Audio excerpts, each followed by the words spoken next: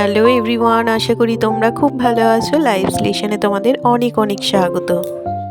আজ মঙ্গলবার সারাটা দিন কি করছি না করছি সবটাই তোমাদের সাথে শেয়ার করতে থাকবো। তো পুরো ভিডিওটা দেখতে থাকো, আশা করি ভালো লাগবে।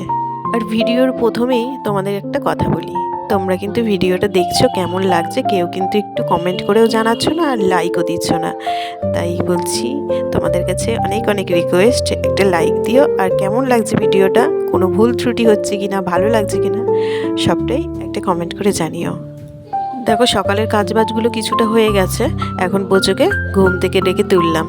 তো এই যে অনেক কষ্ট করে একদম ঘুম থেকে উঠেছে, এবার চলে আসবে আমার কোলে, এসে খানিকক্ষণ জড়িয়ে ধরে একটু আদর খেয়ে নেবে, তারপরে ওর ঘুমটা পুরোপুরি ভাবে ভাঙবে।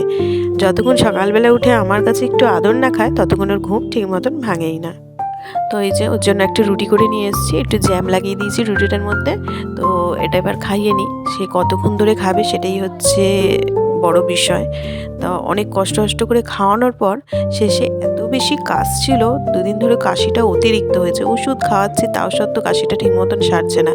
আর এত অতিরিক্ত কেশেছে, পুরো খাবারটাকেই বমি করে উল্টে দিল। এবার ওই মুহূর্তে তো আর কিছু খাওয়ানো যায় না, আর স্কুলে যাওয়ার টাইমও হয়ে গেছে, প্রায় বলতে পারো না খেয়েই স্কুলে গেল। তো ওদিকে স্কুলে চলে গেছে, এবার আমি ঘরের কাজগুলো সব সেরে নিই, আর তার সাথে তোমাদের সাথে বকবক করতে থাকি। আজকে ভাবলাম ব্ল্যাঙ্কেটটা রোদে দেবো, সে ওয়েদারের যা অবস্থা হয়ে রয়েছে, কিছুতেই আর রোদে দেওয়ার জো নেই। কী যে হচ্ছে ওয়েদারটা, একটু শীতের সময় একটু রোদ উঠলে পরে বেশ ভালো লাগে ঠান্ডায়, কিন্তু ওই মেঘলা হয়ে থাকবে, বৃষ্টি হবে, এইসব জিনিসগুলো শীতকালে অন্তত ভালো লাগে না, ওইটা গরমকালের জন্য ঠিক আছে। তো দেখো বিছানাটা এখন একটু টান করে গুছিয়ে নিচ্ছি, আর এই টান করে গুছিয়ে নেওয়ার পর মোটামুটি ঘরের লুকটাই একদম চেঞ্জ হয়ে যাবে। এবার ঘরের কাজগুলো করে ফেলবো, ডাস্টিংয়ের কাজ এইসবগুলো সব করে ফেলবো। যতটা শেয়ার করা তোমাদের সাথে শেয়ার করতে থাকি। অনেক কিছু কাজ শেয়ার করতেও পারি না, হয়তো ভিডিওটা অনেকটা লং হয়ে যাবে বলে, তার ফাঁকে যেগুলো পারি কিছু ভিডিও তুলে রেখে দিই, সেগুলোই তোমাদের সাথে শেয়ার করার চেষ্টা করি। আসলে আমরা গৃহবধূরা প্রায় বলতে পারো সংসারের জুতো সেলাই থেকে চণ্ডীপাঠ সব কিছুই জেনে রাখা দরকার। কখন সংসার করতে এসে কোনটা প্রয়োজন পড়বে তার ঠিকানা নেই। আর কিছু পারি না, কিছু জানি না, এইসব করলে পারে সংসারের দেখো অপ্রস্তুতের মধ্যে পড়তে হয়। এক হচ্ছে অন্য একটা সংসারে আসি সংসার করতে, সেখানের মানুষগুলোও পছন্দ নাও করতে পারে, তারপরে মেনলি হচ্ছে নিজের ভালো নাও লাগতে পারে। ওই পরের ওপর সব কিছুতে নির্ভর থাকবো, পারি না, করতে পারবো না, এইসব জিনিসগুলো। তাই জন্য আমাদের গৃহবধূদের কিন্তু জুতো সেলাই থেকে চণ্ডীপাঠ সব কিছুই জেনে রাখা দরকার। এবার দেখো সবাই তো আর বাড়ি থেকে সব কিছু শিখে আসে না, আস্তে সব শিখে নিতে হয়। আমরা বেশিরভাগ মেয়েরাই কি বিয়ের আগে বলো না, ঘর পরিষ্কার করা, ঘর গোছানো, এসব কি কিছু করতে হতো না, মায়েরা করতে দিত না, আমাদের প্রয়োজনও হতো। কিন্তু বিয়ের পর দেখো সব কাজগুলো কত ইজিলিভাবে ভালোবেসে আমরা করে ফেলি। আর এতে কি হয়, আমরা নিজেরাও অনেকটা স্যাটিসফাইড হই যে না, নিজে থেকে কিছু করতে পারছি, আর তার সাথে পরিবারের যে বাকি মানুষেরা থাকে তাদের কাজটাও অনেকটা সুবিধা করে দিই, এবং তাদের কাছেও ভালো থাকারই চেষ্টা করি। আর বিয়ের পর দেখবে আস্তে কাজ করতে কখন যে সংসারটা নিজের হয়ে যায়, তখন মনে হয় সমস্ত দায়িত্বটাই যেন নিজের ঘাড়ে এসে পড়লো। সবার থেকে বেশি কিন্তু দেখবে তখন দায়িত্বটা আমাদের গৃহবধূদের কাছে এসে পড়ে। সে ভালোই থাকুক আর খারাপই থাকুক, সব রকম দায়িত্ব আস্তে আমরাই নিয়ে নিই। তো দেখো অনেক কথা তোমাদের সাথে বললাম, আর এদিকে দেখো সিম চচ্চড়ি করলাম, কি রান্না করব কিছু বুঝে পাচ্ছিলাম না।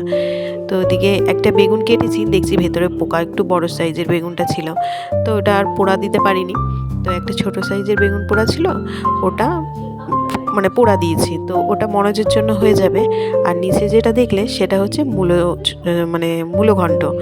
তো অনেকগুলো মূলো নিয়ে এসছে শ্বশুরমশাই, আর বাজারে গেলে প্রতিটা দিন খালি মূলো আর মূলো কিনে নিয়ে আসছে। আর বলো না, এই নিয়ে তো শাশুড়ি মার সাথে তোড়জোড়, চট করে ঝগড়া লাগছেই প্রতিদিন। তাও সত্ত্বেও সে এক গোছা করে মূলো কিনে নিয়ে আসছে, সেই দিয়ে হয়েছে একটু ঘন্ট মতো করে দিয়েছে, নয়তো ওগুলো শুকিয়ে নষ্ট হবে। আর নিয়ে এসছে হচ্ছে কাতলা মাছ, এই ফুলকপি আলু দিয়ে কাতলা মাছের ঝোল করছি। এখন এই ফুলকপিটা খেতে ভালো লাগবে, এরপর খেতে একটা কেমন হয়ে যাবে, শেষের দিকে আর ভালো লাগে না তখন ফুলকপি। তো তো ওদিকে অল্প অল্প করে অনেক কিছুই রান্না হয়ে গেল। সিম চচ্চড়ি করলাম, তারপরে মূলো ঘন্ট, তারপরে হচ্ছে বেগুন পোড়া আর ফুলকপি আলু দিয়ে কাতলা মাছের ঝোল। তো রান্না আমার সব কমপ্লিট হয়ে গেছে। এদিকে জামা কাপড়গুলো সব শুকিয়ে গেছে, সব ভাঁজ করে এখন যেখানে রাখার সব রেখে দিই। আর কিছু জামা কাপড় মানে বোজোরগুলো সব আগের দিনের জামা কাপড় আজকে এসে শুকোলো। ওই যে দুদিন ধরে ঠিকমতো রোদই উঠছে না, জামা কাপড়গুলো শুকোবে কোথা থেকে। আর বোজোরগুলো তো এমনি গেঞ্জির সব জামা কাপড় মোটা মোটা শীতকালের, ওগুলো তো কিছুতেই শুকোতে চাইছে না।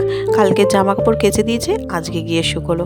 তো ওই দিকে সব ভাঁজ করে যেখানে যা রাখার সব রেখে দিয়ে স্নান করতে গেছিলাম।